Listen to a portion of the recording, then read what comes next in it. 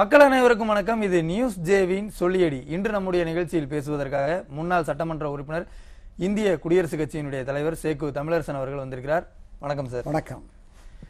திமுக ஆளுநர் அவர்கள் கொடுக்கக்கூடிய டீ பார்ட்டியை புறக்கணிக்கிறோம், திமுகல இருந்து ஒருத்தர் கூட போக மாட்டோம்னு அறிக்கையெல்லாம் வெளியிட்டு இருந்தாங்க. அதை எப்படி சார் பாக்குறீங்க? திமுக தாங்கள் சொன்ன கொள்கைகளிலும் உறுதியாக இருந்ததில்லை, வாக்குறுதி குறைந்தபட்ச தேர்தல் வாக்குறுதிகளிலும் உறுதியாக இருந்ததில்லை. அவர்கள் சொன்னதையெல்லாம் அவர்கள் எப்போதும் செய்ததும் இல்லை, அதை நினைவு கொண்டது கூட இல்லை. அந்த வகையில் கடந்த வார காலம் முழுதும் நாங்கள் ஆளுநருடைய தேநீர் விருந்தை புறக்கணிக்கிறோம், திமுக பங்கேற்காது. அதற்கு முன்னதாகவே அவருடைய தோழமை கட்சிகளும் ஒரு கட்சியாக வரிசை கட்டி கொண்டு நாங்கள் போவதில்லை, நாங்கள் புறக்கணிக்கிறோம் என்றெல்லாம் சொல்லி வந்தார்கள். கடைசியாக திமுகவும் சொன்னார்கள்.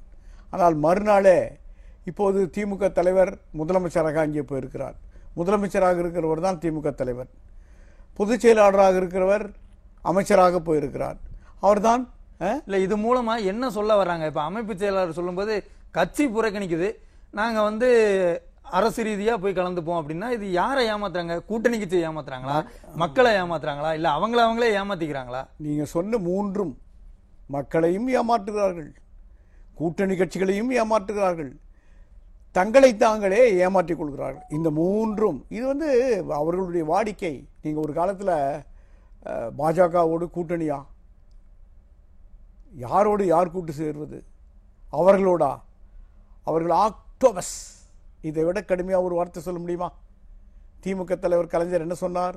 ஆக்டோபஸ். அந்த வார்த்தையை பயன்படுத்தினார். அப்படியே விழுங்கிவிடும், பார்ப்பதையெல்லாம் விழுங்கி விடுகிற சக்தி கொண்டது ஆக்டோபஸ். அது மட்டுமா, அவர்கள் பஞ்சைகள், பரதேசிகள், இப்படியெல்லாம் பேசினார். பிறகு என்ன சொன்னார்? வாஜ்பாய் பார்த்து புகழ்ந்தார், நல்ல மனிதர், கெட்ட கட்சி என்றார். அதுக்கப்புறம் என்ன சொன்னார்? பாஜகவோடவே போய் இது குறைந்தபட்ச கொள்கை திட்ட கூட்டணி. அதாவது அவர்கள் எடுக்கிற முடிவுக்கு விளக்கம் சொல்வார்களே தவிர கொள்கைக்கு தகுந்தாற்போல் திட்டமிடுவதோ முடிவெடுப்பதோ அறிவிப்பதோ இல்லை. அவருடைய முடிவுக்கு தகுந்தாற்போல் தங்கள் கொள்கைகளை மாற்றிக்கொள்கிற ஒரு வழக்கமான பண்பு திமுகவுக்கு உண்டு.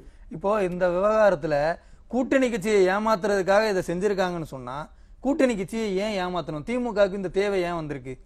இந்த அரசாங்கத்தை ஒட்டி நடக்கிற பல்வேறு சட்டம் ஒழுங்கு பிரச்சனைகள், எல்லா வகையிலும் இந்த அரசு மக்கள் செல்வாக்கை மெல்ல மெல்ல மெல்ல மெல்ல இழந்து கொண்டே கரைத்து கொண்டே இருக்கிறது. இந்த நிலையில மத்தியிலே வந்திருக்கிற ஆளுங்கட்சி சில மாதங்கள் தான் ஆயிருக்கிறது. என்னதான் திமுக தமிழகத்திலே பெரும்பான்மையை பெற்றுவிட்டாலும் மத்தியிலே இருக்கிற ஆளுங்கட்சியாக மூன்றாவது முறையாக பாஜக தான் இருக்கிறது. பாஜகவுடைய தமிழக தலைவர்களிலிருந்து பிற தலைவர்கள் எல்லாம் அச்சுறுத்தி கொண்டே இருக்கிறார்கள்.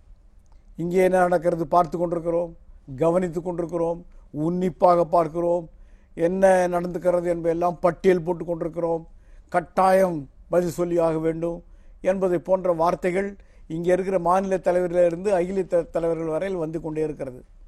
அப்புறம் இரட்டை வேடம் போட வேண்டாமா? அந்த இரட்டை வேடத்தை பயத்துல தான் இதை செய்யறாங்கன்னு சொல்றீங்களா? அச்சம் ஒரு காரணம், அதுவும் ஒரு காரணம்.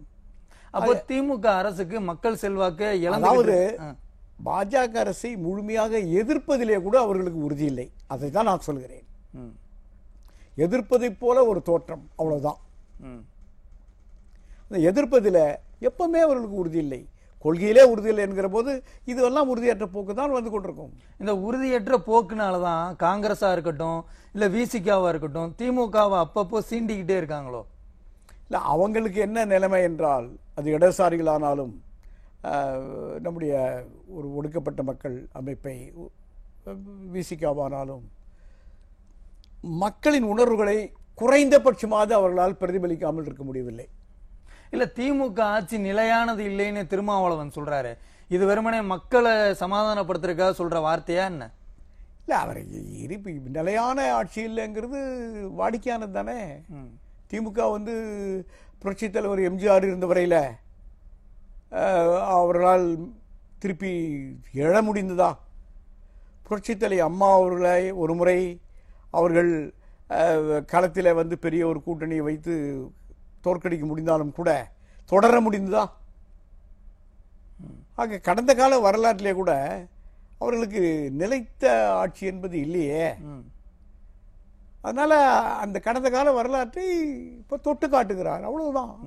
இப்போ இந்த டீ பார்ட்டி சாரி சார் இப்போ இந்த டீ பார்ட்டி விவகாரத்தை எடுத்துக்கிட்டீங்கன்னா 2023 இருந்து வந்து பாத்தீங்கன்னா தொடர்ந்து இந்த ஆளுநரோட மோதல் போக்கு இருந்ததால டீ பார்ட்டிகள்ல கலந்துக்கிற பழக்கத்தை அவங்க வச்சுக்கல.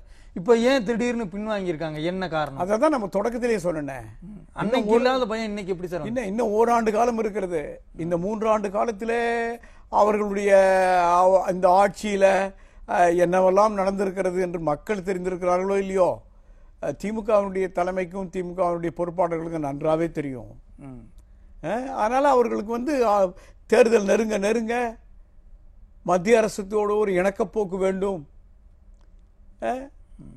அப்படிப்பட்ட ஒரு சூழல் அவர்களுக்கு கட்டாயம் அப்படிப்பட்ட ஒரு அழுத்தம் ஏற்படுகிறதா இல்லையா? நீங்க அரசியல் ரீதியான அழுத்தத்தை பத்தி சொல்றீங்க. ஆனா தங்கம் தென்னரசு அவர்கள் சொல்லும் போது என்ன சொல்றாருன்னா, அரசியல் வேற நிர்வாகம் வேற, நாங்க நிர்வாக ரீதியா சுமூகமா போறதுக்காக போறோம் சொல்றோம். சரி, இப்போ 15-20 நாட்களுக்கு முன்னால டெல்லியில் வந்து நீதி ஆயோக் கூட்டம் நடந்தது இல்லை, மம்தா பானர்ஜி அவர்கள் போய் அதுக்கப்புறம் அங்களுடைய எதிர்ப்பை என்னை பேச விடலை அப்படின்னு பதிவு செஞ்சுட்டு வெளியில் வந்தாங்க. நீங்கள் ஏன் புறக்கணிச்சிங்க? இது நிதி பெறுகிற ஒரு நீதி ஆயோக் அப்படிங்கிறது நமக்கு நிதி பெறுகிற ஒரு ஆணையம். அங்கே தான் முதலமைச்சரும் மற்றவர்களும் சமர்ப்பிக்கணும். அங்கே ஏன் போல? அந்த கூட்டத்தை ஏன் புறக்கணிச்சாங்க? இல்லை, அதை விட இந்த டீ பார்ட்டிங்கிறது ரொம்ப முக்கியமா சார்? ஆளுநரும் அப்பப்போ தனக்குள்ள அரசியல் சட்ட அதிகாரம் இருக்கிறத அதை காட்டிக்கிட்டே இருக்கார், அப்பப்போ காட்டிக்கிட்டே இருக்கார். அது சரியா, அது நியாயமானதா என்பதற்குள் நான் போல. அந்த முரண்பாடும் இல்ல, இதான் அந்த மோதலும் இல்ல யாருக்கு பாதிப்பு? இப்ப பாருங்க, 4 பல்கலைக்கழகத்துக்கு துணைவேந்தர் இல்லை.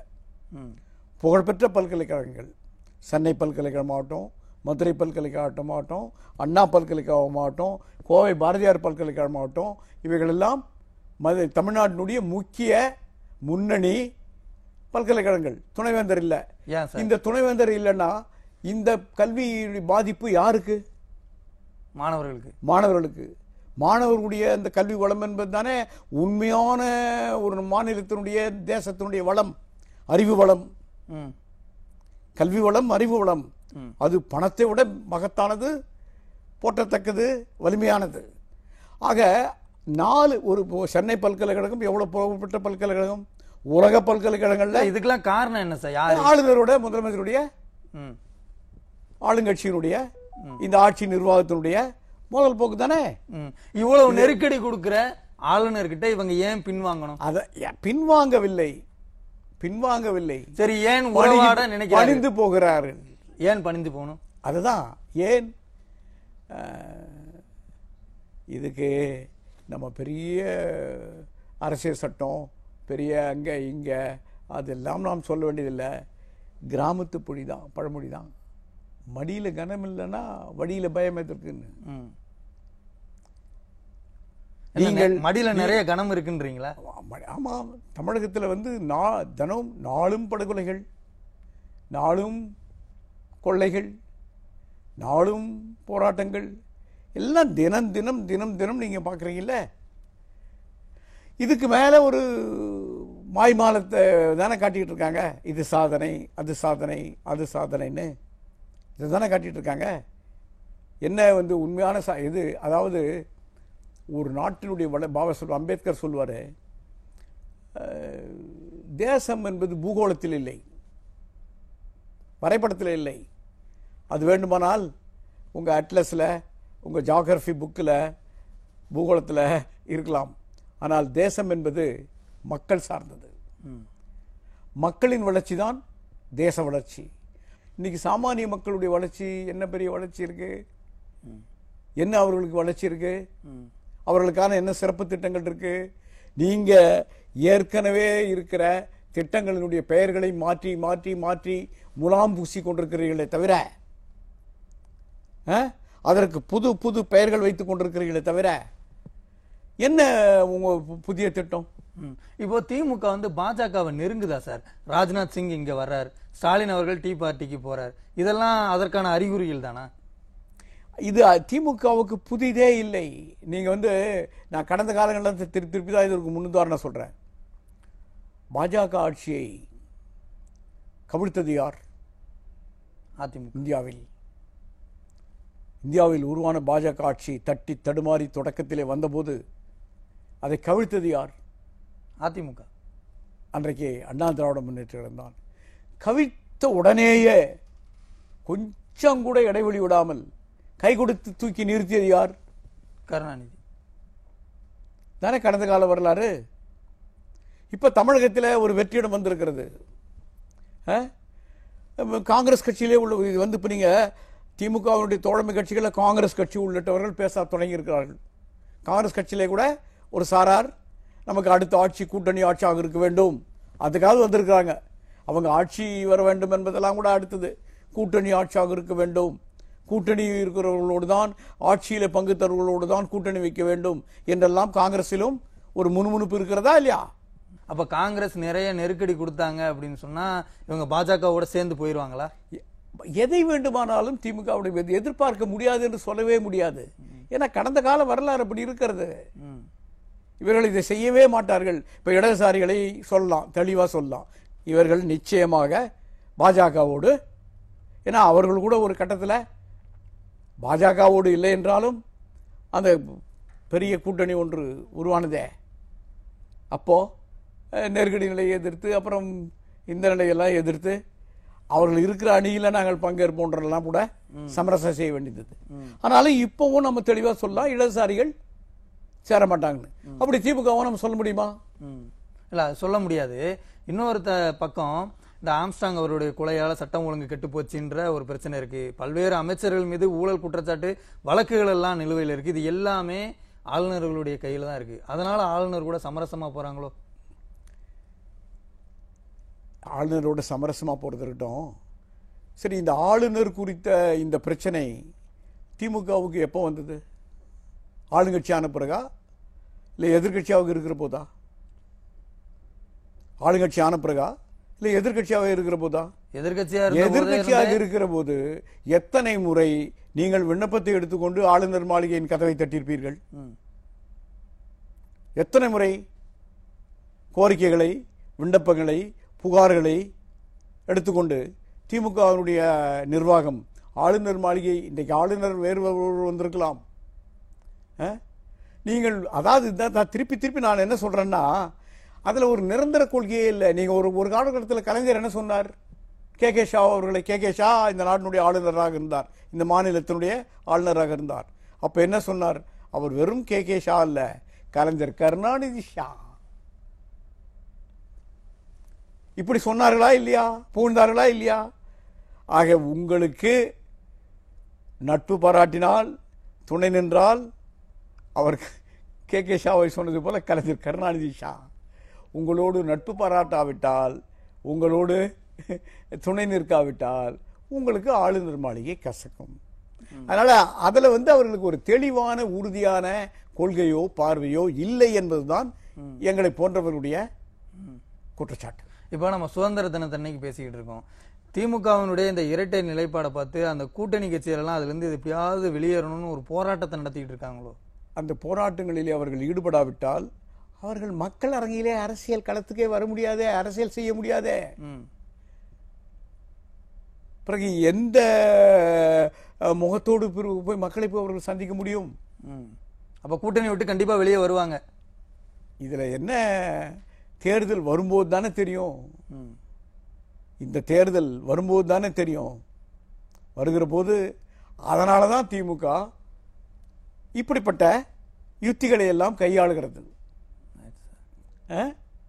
தேர்தல் வரும்போது அவர்கள் மக்களை தக்க வைத்துக் கொள்கிறார்களோ இல்லையோ, தங்கள் கூட்டணி கட்சிகளை தக்க வைத்துக் கொள்கிறார்களா என்பதே ஒரு ஏதோ சொல்கிற போல பல்லாயிரம் தௌசண்ட்